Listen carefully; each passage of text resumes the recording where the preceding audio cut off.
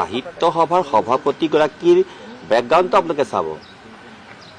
বেকগ্ৰাউণ্ডটো আপোনালোকে চাব যে তেখেতে এজন ব্যক্তি যে 2017 চনত তেখেত আৰু কেইগৰাকীমান আমাৰ প্ৰাক্তন সভাপতি আৰু বুদ্ধিজীৱী এখন কাকতৰ বুদ্ধিজীৱী সহ তেওঁলোকে অসমীয়া মানে আমাৰ অসম সাহিত্য সভাখন তালা মাৰিব লাগে বুলি তেওঁলোকে কি কৰিলে, তেওঁলোকে সাংঘাতিক ষড়যন্ত্ৰ চলালে। আৰু কেনেকৈ সাহিত্য সভা উদ্ধাৰ কৰি আকৌ নতুন ৰূপ দিয়া হ'ল সেইবিলাক কথা আপোনালোকে জানে।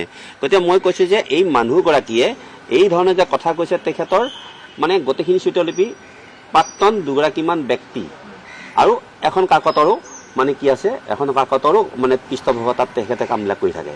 এতিয়া এইখিনি কথা মই ক'বলৈ পাই মোৰ নিজৰ লাজ লাগিছে। গতিকে মই এটা কথাই ক'লোঁ যে তেখেতৰ এই কথাখিনি কিন্তু যেতিয়া মানে আমাৰ চহৰ অঞ্চলত এজন ব্যক্তিক যেতিয়া ৰাজনৈতিকভাৱে 10 লাখ ভোট যেতিয়া পাব, এতিয়া সেইখিনি মানুহ আমি কি বিশ্বাস কৰিম?